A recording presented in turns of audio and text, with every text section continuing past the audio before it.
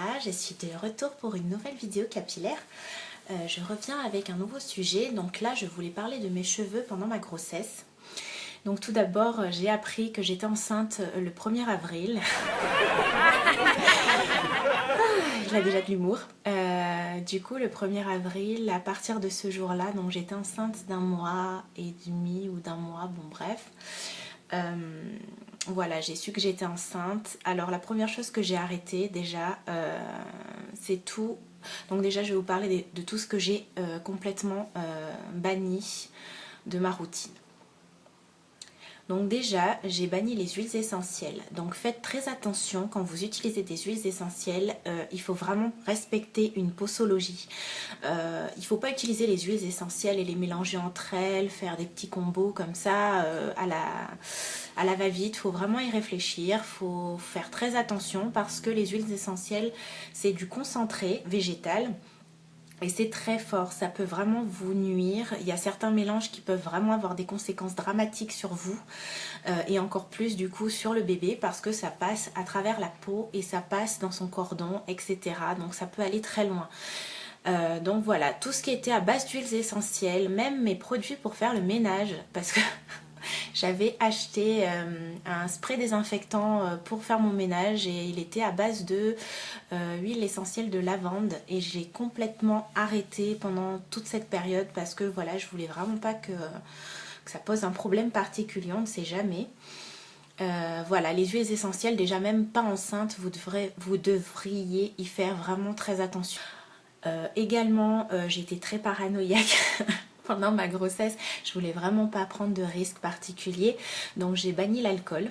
Tout ce qui est à base d'alcool, même que ce soit pour mon parfum, mes aisselles et du coup mes produits. Parce que alors vous savez que j'utilise mon Macera huile d'ail que j'ai fait à base de rhum blanc. Moi le rhum me fait beaucoup de bien dans mes cheveux. Ça me fait des belles boucles, ça me donne de la brillance et de la force. Et du coup ça par exemple je ne l'ai pas utilisé durant mes 9 mois. Donc voilà, c'est quelque chose que j'ai mis de côté. Naturellement j'ai banni tout ce qui était à base d'alcool. Donc les déos, les parfums. Vous savez, il y a tellement de choses en fait. Il faut vraiment faire attention à toutes les compositions. C'est vraiment sournois. Donc voilà. En tout cas moi j'ai été à l'extrême. Je voulais vraiment faire très attention. Et pas mettre n'importe quoi. Et également, troisième chose, mais ça c'est vraiment à mon goût, voilà, enceinte, on supporte pas les odeurs. Enfin moi personnellement, pour cette deuxième grossesse en tout cas, je n'ai pas supporté les odeurs fortes.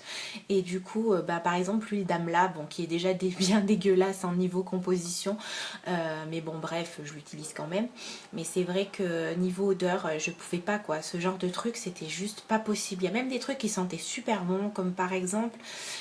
j'avais une brume parfumée de Caudalie à la fleur de vigne. Franchement le truc qui sent trop bon quoi, que j'adore et tout.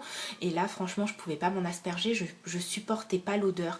Donc voilà, j'ai essayé de me trouver des odeurs un petit peu douces pour ma grossesse. Voilà, des choses avec des odeurs mais vraiment subtiles, qui tiennent pas forcément longtemps. Mais voilà, je voulais pas des trucs prises de tête parce que j'allais pas les supporter, donc c'est pas la peine. J'allais pas me rendre malade pour me passer de l'huile d'amla dans les cheveux, absolument non. Vraiment voilà, pendant 9 mois je me suis dit c'est 9 mois de ma vie, donc pendant 9 mois quoi, là je peux attendre. C'est pas pressant quoi, c'est pas urgent. Voilà, donc je peux faire l'effort. Donc voilà, c'est vraiment les choses que j'ai complètement bannies de ma routine soin des cheveux et du corps finalement, parce que ça se relie. Du coup voilà, c'est vraiment les choses que j'ai complètement bannies.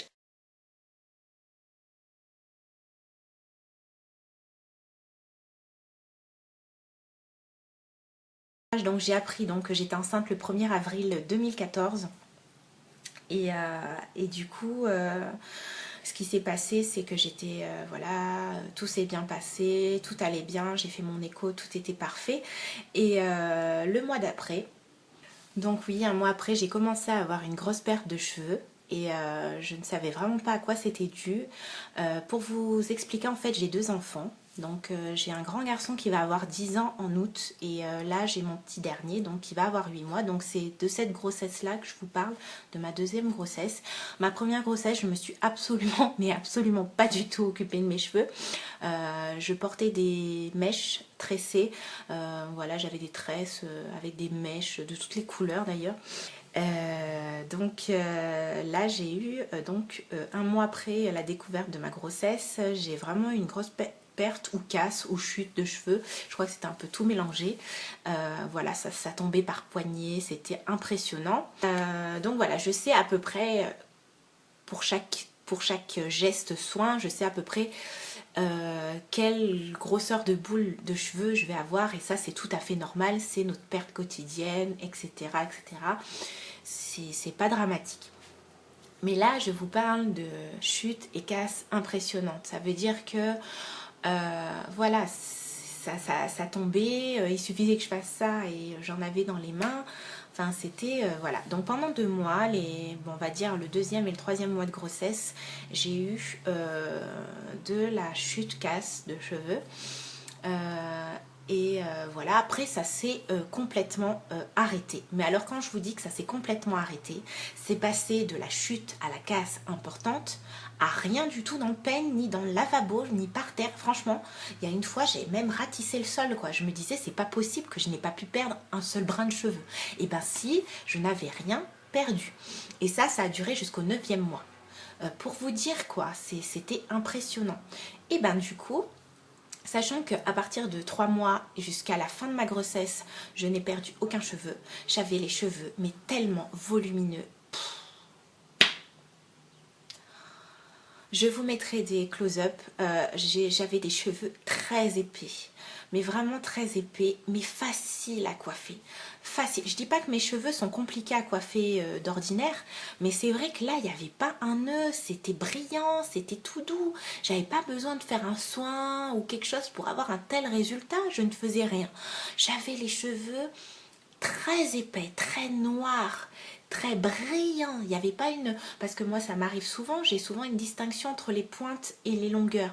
Donc j'ai les longueurs très lisses et j'ai les pointes qui frisent plus. Le paradis, honnêtement, je crois que j'ai jamais autant savouré capillairement parlant cette fin de grossesse. Franchement, j'avais rien besoin de faire.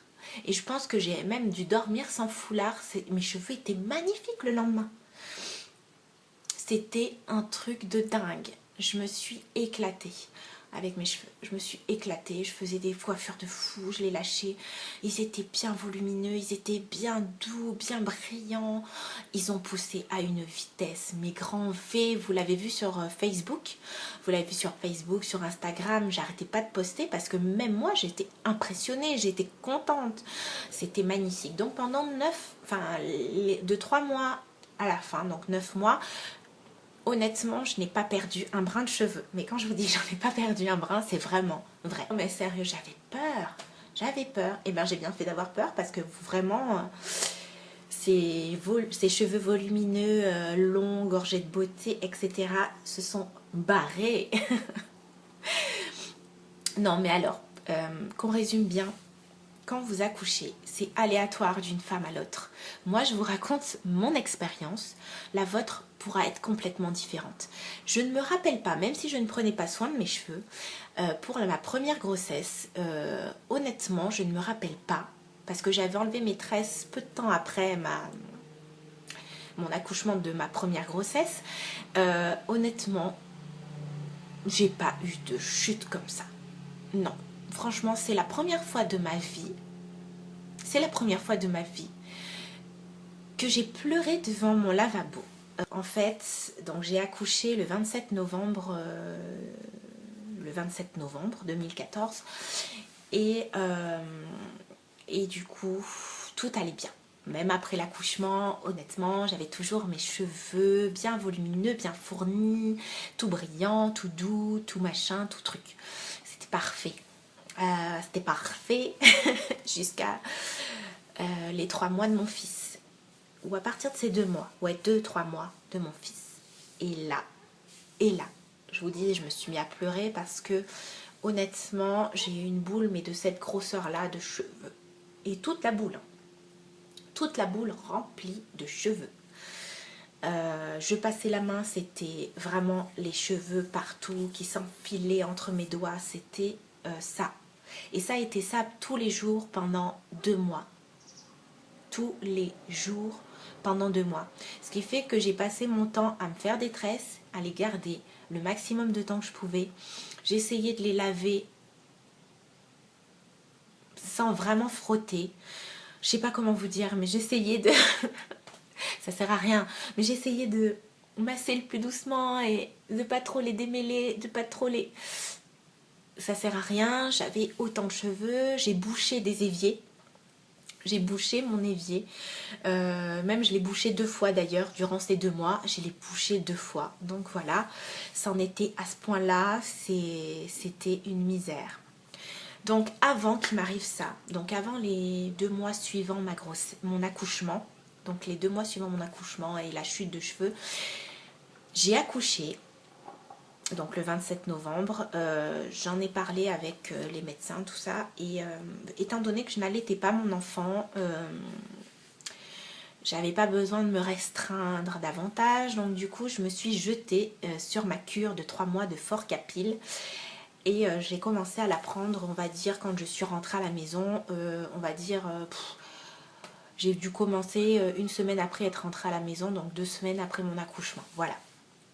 Donc ça c'était fait. Après pour les personnes qui allaitent, je ne crois pas, excusez-moi, il y a mon volet qui vient de s'ouvrir. Pour celles qui allaitent, je préfère que vous demandiez au médecin si vous pouvez commencer une cure de levure de bière, de Forcapil. Moi honnêtement je ne réponds pas à ce genre de questions, je ne suis pas un thérapeute, je ne suis pas un médecin. Donc voilà, tournez-vous vers un professionnel de santé, c'est plus sûr que de vous tourner sur les forums ou les réseaux ou les machins. Ça c'est du pipi de chat, ça vaut rien du tout.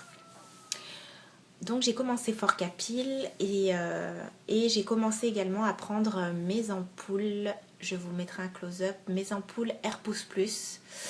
Enfin c'est pas Air Pousse Plus, je ne sais plus la marque, je vous mettrai tout ça dessous. Donc c'est des ampoules que j'applique. Donc c'est des capsules comme ça, donc à chaque shampoing. Donc moi je fais un shampoing toutes les 2 semaines. Donc toutes les 2 semaines en fait, après mon shampoing, après mon après-shampoing, après mon soin, avoir rincé, etc. Sur mon cuir chevelu encore humide et voilà mes cheveux débarrassés et propres de tout produit. Donc j'applique à la racine toute l'ampoule. Donc celle-là je prenais Air Pousse Plus avant. Mais celles-là, elles ont une odeur d'huile essentielle. Donc faites bien attention, voilà. Il y a une odeur d'huile essentielle. Je soupçonne qu'il y ait des huiles essentielles à l'intérieur. Donc faites bien attention à la composition si vous êtes enceinte. Ne faites pas ce genre de cure. Regardez bien la composition de vos produits. Du coup, je les ai appliqués sur le cuir chevelu et je massais. Et honnêtement, ces ampoules et Forcapil m'ont vraiment sauvé la mise. Alors je ne dis pas qu'un complément alimentaire et des ampoules anti-casse peuvent vraiment stopper l'effet naturel de la chute d'hormones. Je ne dis pas ça. En tout cas, j'ai fait. Je pense que ça y a contribué. Par exemple, je l'ai vu sur mes ongles. Mes ongles, par exemple, étaient... après la grossesse, se sont littéralement cassés un à un. J'avais des ongles magnifiques comme ça. J'ai jamais eu les ongles très très longs, mais là ils étaient superbes. Mais voilà, je suis quelqu'un qui n'a pas des ongles longs d'ordinaire. Je les ai vraiment enceintes. Mes 2 grossesses, j'ai eu des ongles magnifiques. Bon, je vous dis pas qu'il faut tomber enceinte pour avoir des beaux ongles. Hein. Et du coup, j'avais ces beaux ongles jusqu'à mon accouchement. On va dire franchement, je me demande même si c'est pas dès le lendemain de l'accouchement. Mes ongles, ils ont commencé à se casser un à un. J'étais écœurée. J'ai tout coupé du coup. Dès que ça a commencé à attaquer 2 doigts, j'ai tout coupé. Et du coup, quand j'ai attaqué mon Forcapil, et ben j'ai vu le bienfait sur mes ongles. Donc je pense que si ça agit sur mes ongles, ça forcément agit sur mes cheveux. Et en tout cas, ce que je me suis rendu compte après l'arrêt de ma chute, donc une fois que la chute s'était résorbée, mes cheveux étaient redevenus à la normale. Ces ampoules anti-casse, franchement, renforçaient mes cheveux. Je les sentais plus forts une fois que je l'avais appliqué. Donc voilà, ma chute s'est arrêtée, on va dire... 4 mois ou 5 mois après mon accouchement. Je crois que c'est 5 mois après mon accouchement. Mon fils avait 5 mois, 5-6 mois quand ça a commencé à s'arrêter. Et après, Alors, mais il n'y avait plus de chute inhabituelle. Voilà, j'étais retournée à mes petites boules d'habitude. Donc, pour le coiffage, pour le shampoing, etc. Tout était rentré dans l'ordre. Par contre, j'avais les cheveux, mais terriblement secs. Ils étaient vraiment pas comme d'habitude. Donc, voilà, ils n'étaient pas... Vous voyez d'habitude comment ils sont. Ils sont brillants. Ils sont plutôt souples. Ils sont plutôt doux. Donc, comme là, voilà. Là, ils sont tout à fait normaux. Et ben, après cette chute, ils étaient extrêmement secs. Mais quand je vous dis sec, c'était de la paille. Je pouvais mettre ce que je voulais dedans. Ils le buvaient, mais tellement vite. Et ça restait pas. C'était même du beurre de karité. Même du beurre de karité ne faisait rien. Ça nourrissait rien du tout.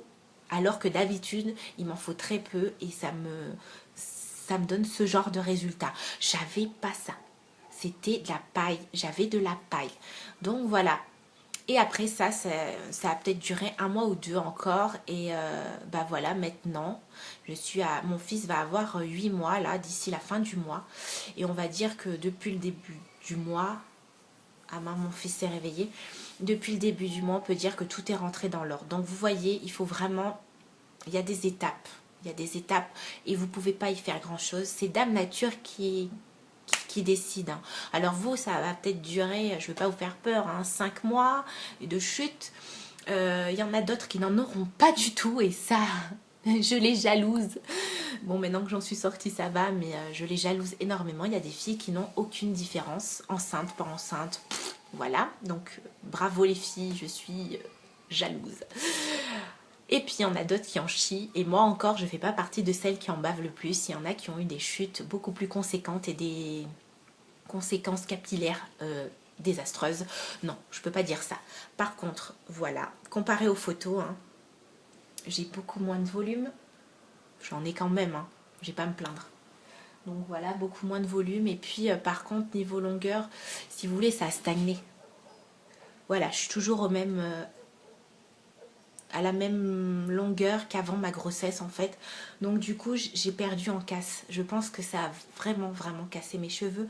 Et du coup voilà, j'ai pas gagné en longueur. Et c'est pour ça que j'ai pété un câble sur ma page Facebook pour celles qui me suivent. Parce que j'ai lissé et quand j'ai vu la perte de longueur, j'étais juste dégoûtée. J'avais perdu presque 1 année de pouce en fait. Mais bon, c'est pas grave, ce n'est que des cheveux.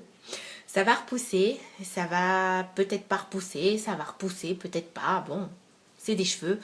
Et je me suis dit que finalement, ça va, je suis pas trop mal lotie. J'ai pas trop à me plaindre. On va faire tout cool.